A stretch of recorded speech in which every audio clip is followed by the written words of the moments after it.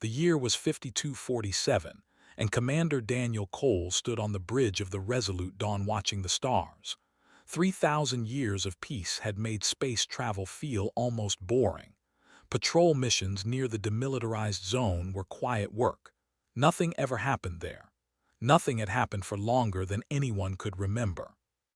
Daniel was 45 years old with hair at his temples and calm eyes that had seen many things but never war. No human alive had seen real war. The last great conflict ended in 2247 when humanity signed the Great Armistice with the Dominion. They were a reptilian species, tall and strong, built for fighting. They had almost destroyed humanity in those ancient days. But that was history now. Old stories told to children. Lieutenant Grace Murphy sat at her communications station, running routine scans. She was 32, brilliant with languages, and had spent years studying old transmissions from the war era. It was academic work, she always said, historical research, no practical use in a peaceful galaxy. "Commander," Grace said suddenly, her voice was strange, "I am picking up something unusual." Daniel walked to her station. "What is it?" "Signals, but not modern ones." Grace looked up at him with wide eyes. "These are old war codes, codes they have not used in 3,000 years." Before Daniel could respond, the ship's sensors screamed with alerts. Space itself seemed to tear open as hundreds of warships dropped out of faster-than-light travel. They appeared all along the border, their hulls painted with ancient battle markings that Daniel had only seen in museums. The bridge crew stared at their screens in silence. Daniel counted the ships. 300, 400, more kept coming. A transmission cut through all channels. The face of a commander appeared on every screen. He was old for his species, his scales faded too, his eyes burning with old hatred. "Humans," they said, "I am Supreme Commander. 3,000 years ago your ancestors begged for peace. We gave it to you. We let you live. This was our mistake." Daniel watched the alien speak. Around him, his crew listened in silence. "You have grown soft," continued. "You have forgotten how to fight. You have become weak and lazy. Your worlds are fat with resources you do not deserve. Today, the Dominion corrects its ancient error. Today, we take what should have been ours." The transmission ended. The fleet began moving forward, crossing the border into human space. Grace looked at Daniel. "Sir, should I send a distress signal?" Daniel did not answer immediately. He was looking around the bridge at his crew. Something strange was happening. He expected fear. He expected panic. Instead, he saw his officers exchanging glances. Some of them were smiling. Small smiles, quiet smiles like people who knew a secret. "Send a message to Admiral Long," Daniel said calmly. "Tell her our guests have arrived." Admiral Long received the message on Earth 15 minutes later. She was 58 years old, one of the few senior officers who still ran combat drills when everyone said they were pointless. She had spent her career being called paranoid. Her aide rushed into her office with the report. "Admiral, they have crossed the border, hundreds of ships, they declared war." Long read the report slowly, then she set it down and smiled. "Finally," she said. Her aide stared at her. "Admiral, contact all sector commanders. Activate protocol remembrance."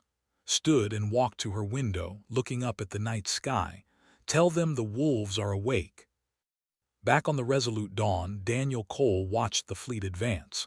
They moved in perfect formation, confident and proud. They expected to find frightened humans running away. They expected easy targets. Grace was monitoring their communications. "They are laughing at us, sir. They say we will surrender within days." Daniel nodded slowly. "Let them laugh." "Sir," Grace looked confused. Should we retreat?" "No," Daniel sat in his command chair. "Hold position, wait for orders." "Wait for what?" Daniel smiled that same quiet smile she had seen on others. "You studied the old war, Lieutenant. You know what happened. You know what they did to our colonies, to our people." Yes, sir, it was terrible. It was. And do you know what humanity did after the armistice? Grace shook her head. We made a promise, Daniel said. Every generation made the same promise to the next. Never forget, never be unprepared, never let it happen again. He leaned back in his chair. 3,000 years is a long time, Lieutenant. Long enough for them to forget what they taught us. Long enough for them to think peace made us weak. The first ships were entering weapons range now. Their cannons were charging. And did it, Grace asked, make us weak? Daniel Cole looked at the approaching enemy fleet. He thought about the hidden shipyards and asteroid fields, the defense grids buried beneath farmland on 100 worlds, the training programs disguised as games that every child played, the stories passed down through families for 3,000 years. No, he said softly, it made us patient. On the command ship watched his fleet advance. Victory would be swift. Humanity had no real military anymore. Their ships were few and their people were soft. This would be easy. A young officer approached him. Supreme Commander, we are detecting unusual energy signatures from the human vessel. They are trying to flee, said dismissively. No, sir, they are holding position, and they appear to be broadcasting music. Frowned music. On the resolute dawn, an old song played through the speakers. It was ancient from Earth's distant past, passed down through generations. The crew hummed along as they took their battle stations. And Commander Daniel Cole smiled at the stars. On Earth, President stood before the Defense Council. He was 62 years old, a calm man who spoke slowly and thought carefully. Around him sat the leaders of humanity's 12 star systems. They had been called from their beds in the middle of the night. They have invaded, said simply. Their fleet crossed the border 4 hours ago. They expect us to panic. A young council member raised his hand. Sir, our public fleet is small. They outnumber us badly. What do we do? Looked at him with patient eyes. What did your grandfather teach you? The young man blinked, sir. Your grandfather and his grandfather before him. What did they teach you when you were a child? What did they make you promise to remember? Slowly, understanding crossed the young man's face. Around the room, other council members were nodding. Some were smiling that same quiet smile. Activate the hidden fleets, said. Open the reserve shipyards, begin protocol remembrance. He paused, and broadcast my message to all human worlds. Far across the galaxy on the colony world of New Haven, the advance force was landing. New Haven was a farming planet, green and peaceful, with 3 million people living in small towns and villages. The expected easy conquest. General Lisa Tate watched their ships descend from her command bunker. She was 55 years old, a descendant of soldiers who had fought in the First Contact War. Every generation of her family had served in the military, even during peace, especially during peace. They are landing in the Northern Valley, her aide reported. 20,000 troops. Lisa nodded, and our civilians. Evacuated, all of them. They followed the emergency plans perfectly. Lisa smiled. Emergency plans that every citizen had practiced since childhood. Evacuation routes memorized in school. Hidden bunkers built beneath every town. 3,000 years of quiet preparation. They will find empty cities, she said. Let them wonder why. In a university on New Haven, Professor Henry gathered his students in an underground classroom. He was 70 years old, a historian who had spent his life documenting what he called the long preparation. Today you will learn why we studied the old war, he told his students. Today, history becomes real. A young woman raised her hand. Professor, are we going to lose? They are strong. They conquered dozens of species before they found us. Henry smiled gently. Let me tell you a story. 3,000 years ago, they nearly destroyed us. They burned our colonies. They killed billions of our people. When the war finally ended, we were broken and weak. The thought they had taught us fear. He paused, looking at each young face. But they taught us something else instead. They taught us to never forget. And humans, when we decide to remember something, we remember it forever. On the surface above them, soldiers marched through empty streets. Their commander, a young officer named, was confused. The scanners had shown millions of life signs. Now there was nothing. "Where are the humans?" he demanded. "Gone, sir. The cities are empty." Walked into a building. It was a school. Children's drawings hung on the walls. Books sat on desks. Food was still on plates in the cafeteria. The humans had left recently and quickly, but not in panic. Everything was too organized for panic. "This makes no sense," he muttered. Then his communicator buzzed with urgent alerts. Beneath his feet, the ground began to shake. Across New Haven, hidden panels in the farmland slid open. Weapons that had been buried for centuries rose from the soil. Defense turrets activated. Shield generators hummed to life. The entire planet transformed in minutes from a peaceful farming world into a fortress. General Lisa Tate watched her screens light up with tactical data. All defense grids online. All civilian bunkers sealed. Begin ground defense operations. The troops found themselves surrounded. Weapons fire came from every direction. Buildings that had seemed empty revealed hidden firing positions. The ground itself became deadly as buried traps activated. Ran through streets that had become a maze of death. His soldiers fell around him. He managed to reach his shuttle and escape into orbit, but half his force did not. On his command ship received the report. His old eyes widened. "What do you mean, defeated?" he demanded. "The planet was fortified, Supreme Commander. Hidden defenses everywhere. We lost 8,000 soldiers in 2 hours." Sat in silence. This was not possible. New Haven was a farming colony. It had no military bases. It had no armies. "How?" he whispered. On Earth, President appeared on every screen in human space. His face was calm. His voice was steady. "My fellow humans," he said, "today the returned. They expected to find us weak and afraid. They remembered the humans of 3,000 years ago, desperate and dying. They thought peace had made us forget." He smiled softly. "But we did not forget. Every generation kept the promise. Every child learned the old stories. Every colony built its defenses in secret. Every family passed down the same words. The wolf may sleep, but it never forgets how to hunt." Across human space, people watched and listened. In schools and factories, in homes and ships, billions of humans heard their president speak. "They have come to conquer soft prey," continued. "They will find instead that they have awakened something they should have let sleep. Our guests have arrived. Let us show them our hospitality." In her bunker on New Haven, General Lisa Tate watched the fleet retreat to regroup. Her soldiers, farmers and teachers yesterday, stood ready at their posts. "Phase 1 complete," she reported. "They know now that this will not be easy." On the Resolute Dawn, still holding position at the border, Daniel Cole received the broadcast. Grace Murphy wiped tears from her eyes. "Sir," she said, "why did we hide our strength for so long? Why not show them we were ready?" Daniel considered the question. Because true strength does not need to be shown, it simply waits until it is needed. He watched the stars. They spent 3,000 years forgetting us.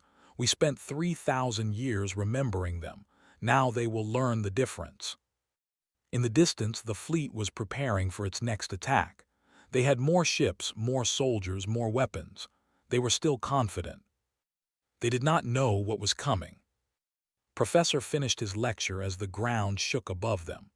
"Remember this day, students. Remember what it means to be human. We are not the strongest species. We are not the fastest, but we are the ones who remember.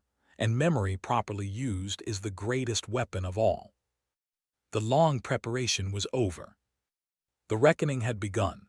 Deep in an asteroid field that officially did not exist, Captain Amy Porter stood on the bridge of the Silent Thunder. Her ship was a stealth carrier, one of hundreds hidden throughout human space for 3,000 years. The crews had trained in secret. The ships had never been seen by alien eyes. Until now. All squadrons report ready, her tactical officer announced. Fighter wings are loaded, weapons are hot. Amy was 40 years old, a career officer in a fleet that the galaxy did not know existed. She had spent her life preparing for a war that many said would never come. Now it had come, and she was ready. Signal from Admiral Long, her communications officer said. All hidden assets are cleared for engagement. Protocol remembrance is fully active. Amy smiled. Open the bay doors, launch all fighters. It is time to introduce ourselves. Across the asteroid field, hidden shipyards activated. Bay doors that had been sealed for centuries slid open. Ships emerged from rocks that had seemed dead for thousands of years. Cruisers, destroyers, battleships, carriers. Thousands of them, each one more advanced than anything they had ever seen. Chief Engineer Samuel Grant sat in the engineering bay of the Silent Thunder, watching his systems perform perfectly. He was 38, a designer of weapons that had never been tested in real combat, until today. Shield harmonics are optimal, he reported. Weapons charging at full capacity, all systems green. A young engineer looked nervous beside him. Sir, will our technology work? We have only tested it in simulations. Samuel smiled calmly. We have had 3,000 years to get it right. It will work. On the command ship, Supreme Commander was studying battle plans when his sensors officer screamed in alarm. Ships, thousands of ships, they are coming from the asteroid fields. Rushed to the viewport. What he saw made his blood freeze. Human vessels poured from the asteroids like water from a broken dam. They were sleek, fast, and numerous beyond counting. This is impossible, he whispered. Our intelligence said they had only 300 combat ships. Those were the ships they let us see, his officer said, voice shaking. The hidden fleet fell upon the like hunters on prey. Captain Amy Porter led her carrier group straight into the enemy formation. Her fighters swarmed around battleships, targeting engines and weapons with surgical precision. Maintain formation, Amy ordered. Remember your training. We have practiced this for 3,000 years. Today we show them what we learned. In his fighter craft, a young pilot named Danny flew through enemy fire. He was only 22, but he had been training for this since he was a child. The simulators had prepared him well. His hands were steady on the controls. Got one, his wingman shouted over the radio. These do not know how to fight against our tactics. Danny smiled. They were using strategies 3,000 years old. They had not evolved. They had not adapted. They had assumed that peace meant humans had forgotten everything. They were wrong. On the command ship, watched his fleet being torn apart. His confident invasion had become a disaster. Human ships moved with perfect coordination, anticipating maneuvers before they happened. How are they doing this? He demanded. An old advisor approached him. Supreme Commander, I have studied the battle data. The humans are using tactics specifically designed to counter ours. Every strategy we use, they have an answer prepared. That would require them to know our tactics perfectly. Yes, sir. It would require 3,000 years of study and preparation. Sat heavily in his command chair. He remembered the First Contact War. He had been young then, a junior officer. The humans had fought desperately, bravely, but without skill. They had been prey struggling against predators. These humans were different. They fought with joy. Over the communication channels, could hear human pilots laughing. Ground commanders on New Haven made jokes during combat. Ship captains discussed dinner plans while destroying vessels. They were not afraid. They had never been afraid. They had been waiting. Fall back, ordered, his voice hollow. All ships retreat. But the humans had anticipated this too. Hidden ships appeared behind the fleet, cutting off their escape routes. The hunters had become the hunted. Samuel Grant watched the battle from his engineering station. Enemy shields are failing. Their technology has not improved in 3,000 years. They never expected to need improvements. Captain Amy Porter nodded. They thought peace was the end. We knew it was just the beginning of preparation. One by one, ships surrendered or were destroyed. The proud invasion fleet that had crossed the border with such confidence was reduced to ruins in hours. Stood alone on his bridge, watching his empire's military might crumble around him. A human transmission came through, showing Commander Daniel Cole from the Resolute Dawn. "Supreme Commander," Daniel said calmly, "you asked earlier if peace made us weak. I hope we have answered your question." "What are you?" asked, his voice broken. "What have you become?" Daniel considered the question. "We are what you created 3,000 years ago. You burned our worlds and killed our people. You taught us that the universe is dangerous and that only the prepared survive. We took that lesson to heart. You hid your strength. You let us believe you were prey. We hid our strength because we did not want to use it. We hoped you would honor the armistice forever, but we knew you might not." Daniel paused. "So we waited, we trained, we remembered, and when you finally came, we were ready." The battle was over. The fleet was shattered, but this was not the end. Human ships began gathering in formation, pointing toward space. Admiral Long addressed all human forces. "The defensive phase is complete. Now we end this war properly. Set course for the—" In the wreckage of his fleet, understood now what his people had awakened. The humans had spent 3,000 years becoming something new, something patient and powerful and terrifying in their calm. Captain Amy Porter set her course with the rest of the fleet. "They wanted a war," she said quietly. "Now they will learn how we finish one." The human armada moved forward, vast and unstoppable. The wolves were hunting at last. The human armada arrived at the like a storm of steel. 10,000 ships blocked out the sun, casting shadows across cities that had never known fear. For the first time in their history, they looked up and felt what their victims had always felt: terror. Fleet Admiral Jack stood on the bridge of his flagship, watching the world turn beneath him. He was 60 years old, a man who had trained his entire life for a moment he hoped would never come. Now that it had come, he felt no anger, only a deep sadness for what war always cost. "All weapons charged and ready," his tactical officer reported. "We can begin bombardment on your command, sir." Jack was silent for a long moment. Below him, 12 billion civilians waited for death. They had seen what their species had done to humans 3,000 years ago. They expected the same treatment now. "Hold position," Jack said quietly. "No bombardment, not yet, not ever if we can help it." His officers looked at him in confusion. "Sir, we are not here for revenge. We are here to end a war."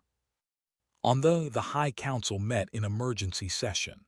Supreme Commander, returned in disgrace, knelt before them. Around him, political and military leaders argued about surrender, resistance, and death. High Priestess Tal raised her hand for silence. She was the spiritual leader of the people, ancient and wise. She had opposed the war from the beginning. No one had listened to her. "The humans have total victory," she said calmly. "They could destroy us all in moments. Why do they wait?" No one could answer. Then a transmission came from the human fleet. Ambassador Christina Moore appeared on their screens. She was 50 years old, a diplomat who had specialized in what she called impossible negotiations. Her face was calm. Her voice was kind.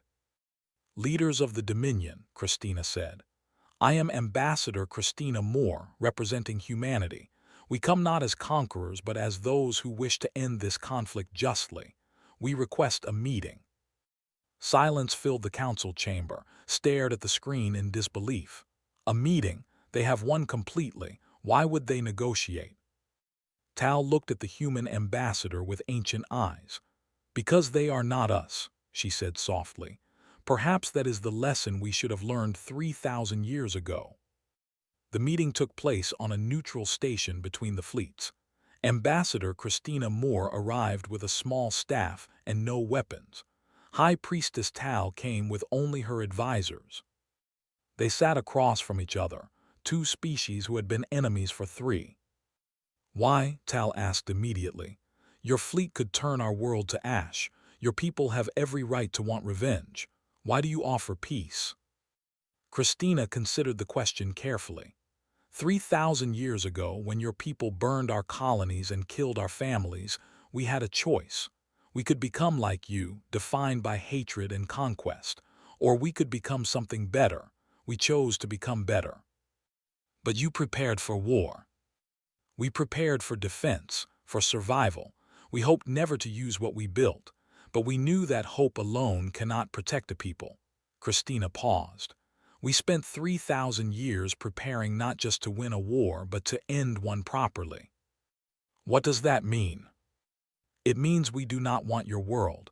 We do not want your resources. We do not want your people as slaves or your children as trophies. Christina leaned forward. We want what should have existed after the last war: real peace, genuine understanding, a future where our children do not have to fear each other. Tal was quiet for a long time. And what of those who attacked you? What of the military leaders who broke the armistice? They will face trial for their crimes. Justice, not vengeance. Their punishment will be fair and their rights will be respected. Christina smiled gently. We believe that how we treat our enemies says everything about who we are. Back on his flagship, Admiral Jack waited for news. Commander Daniel Cole had joined him, along with Grace Murphy and other officers who had been part of this war from the beginning. Do you think they will accept? Grace asked. Jack looked out at the world. I hope so, I truly hope so. And if they do not? Daniel answered. Then we will blockade them until they change their minds. We will not kill civilians. We will not burn cities. We have won the war. Now we must win the peace. On the station, negotiations continued for hours. Finally, Tal made her decision. Your terms are acceptable, she said. The military leadership will surrender for trial. The armistice will be renewed with stronger protections. And we will work towards something our peoples have never truly had: friendship. Christina extended her hand in the human gesture of agreement. Then the war is over. Tal hesitated, then took the offered hand. Her scales were rough against human skin. It was the first friendly touch between their species in 3,000 years. I must ask, Tal said. Throughout this war, in every battle and every negotiation, your people have smiled. Even now, with total victory in your grasp, you smile. Why? Christina thought about the question. She thought about the generations of humans who had prepared for this moment, the children who had learned the old stories, the soldiers who had trained in secret, the leaders who had hoped for peace but planned for war. We smile because we know who we are, she finally said. We are not conquerors or destroyers. We are builders and dreamers and caretakers. The war showed us what we could do. The peace will show what we choose to do, and we choose mercy. In his cell awaiting trial, received a visitor. Commander Daniel Cole stood outside the bars, looking at the old warrior who had started this final war. You should have destroyed us, said bitterly. It is what we would have done. We know, Daniel said. That is exactly why we did not do it. I do not understand your species. Daniel smiled. You had 3,000 years to understand us, but you never tried. You saw us as prey, as weak, as something to be conquered. He paused. We used those 3,000 years to understand you. Every strategy, every tradition, every strength and weakness. We learned everything about you. And what did you learn? That you are not evil, just afraid. Afraid that if you stop conquering, someone will conquer you. Afraid that kindness is weakness. Daniel looked at him with something like pity. We learned that you need teachers, not executioners. had no response to that. He sat in silence as Daniel walked away. The war was over.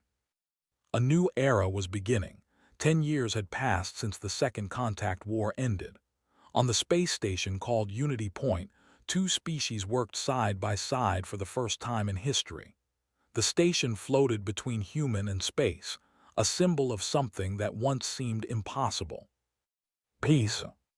Director Brooks walked through the corridors of Unity Point, watching the daily miracles that had become ordinary. Human engineers worked alongside technicians. Human doctors treated patients. Human children played with children in the recreation areas, laughing in languages they had invented together. Was 45 years old. He had been a young military officer during the war, stationed on New Haven when the invasion began. Now he ran the most ambitious project in galactic history, building trust between former enemies. Director Brooks, his assistant, called. "The ambassador is here for your meeting." Ambassador entered the office. He was young for a born after the war ended, raised in a world that was learning new ways. He had studied human culture his entire life, fascinated by the species that had defeated his people with both strength and mercy.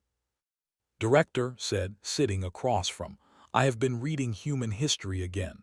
I still cannot understand something." Smiled, "What is it?" "During the war, your people had every advantage, total victory, complete power over every species we know of, including my own, would have used that power for conquest or revenge. But you did not." Leaned forward. "Why?" "I think you should ask someone who understands it better than me," said. "Dr. Price has spent years studying that exact question." Dr. Price was 35 years old, dedicated to understanding how humans could truly become friends. She met within her research lab, surrounded by books and data from both cultures. "You want to know why we showed mercy?" said. "It is the question I hear most often from visitors." Nodded eagerly. "My people cannot comprehend it. In our culture, strength means dominance. Victory means destroying your enemy so completely they can never threaten you again." Thought carefully about her answer. "Humans have that tradition too in our history. We have been cruel and destructive many times, but over thousands of years, we learned something important. The enemy you destroy today could have been the friend who helped you tomorrow." So it was strategy, self-interest. Partly, but there was something deeper. Pulled up images on her screen. They showed human and children playing together, workers sharing meals, families forming across species lines. "We learned that true strength is not about what you can destroy. It is about what you can build, what you can heal, what you can transform." "Transform your enemies into friends," said slowly. "Exactly. Killing your enemy ends one war. Changing your enemy prevents all future wars." In another part of the station, a celebration was being prepared. Today marked the 10th anniversary of the peace agreement. Visitors from both species had come from across the galaxy. Commander Daniel Cole, now retired, walked through the gathering crowd. His hair was completely now, his step slower than it had been during the war. Beside him walked someone who would have been unthinkable 10 years ago, a friend. The old warrior was named Saul. He had fought against Daniel in the war, commanding one of the ships that had invaded human space. After the war, he had served his sentence and emerged determined to understand the people who had spared his life. "I never thought I would attend a human celebration," Saul admitted. Daniel laughed. "I never thought I would invite it to one. Life is strange." "Your people are strange," Saul said, but there was warmth in his voice. 10 years ago, I wanted to destroy your species. Today, I call a human my friend. How did this happen?" "You decided to change. We decided to let you." Ambassador Grace Murphy, no longer a lieutenant but a respected diplomat, stood at the podium to give the anniversary speech. The crowd of humans fell silent as she began. 10 years ago, we ended a war that could have destroyed both our peoples," Grace said. "They came to conquer. They expected to find weak prey. Instead, they found something they did not expect: strength combined with mercy, power combined with restraint, victory combined with forgiveness. She looked out at the mixed crowd, at faces scaled and smooth, at eyes of different colors all watching her together. Today we celebrate not because we won a war, but because we won something greater, a future. Human children and children play together without fear. Our scientists share discoveries. Our artists create together. Our families grow together. Grace smiled. This is what victory really looks like. After the speech, Daniel found himself standing at a window, looking out at the stars, approached him hesitantly. "Commander Cole, I am Ambassador. I have read everything about you.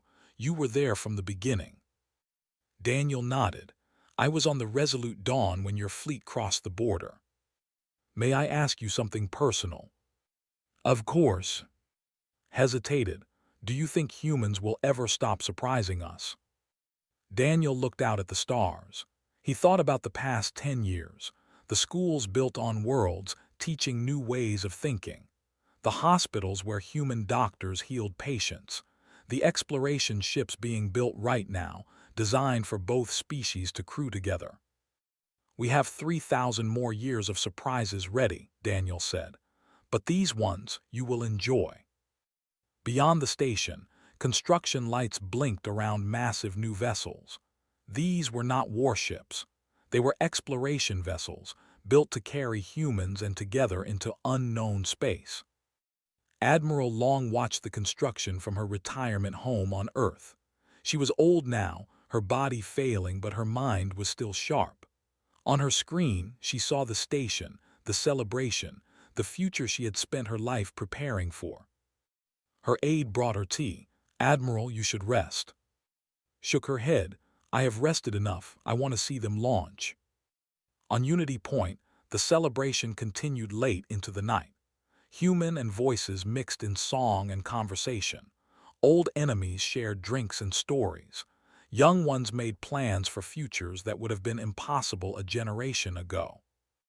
As the stars wheeled overhead, the first joint exploration ship completed its final preparations. Named the New Dawn, it would carry a mixed crew into unexplored space, seeking not conquest but discovery. Daniel Cole stood with Saul, watching the ship light up. "Where do you think they will go?" Saul asked. "Everywhere," Daniel said, "together." On Earth, Admiral Long watched the New Dawn launch into the unknown. She whispered words to herself, words that had guided humanity through 3,000 years of waiting. "We remembered," she said softly, "and now we can finally forget." The ship vanished into the stars, carrying the hope of two species into forever. The wolves had become something new. And they were just getting started.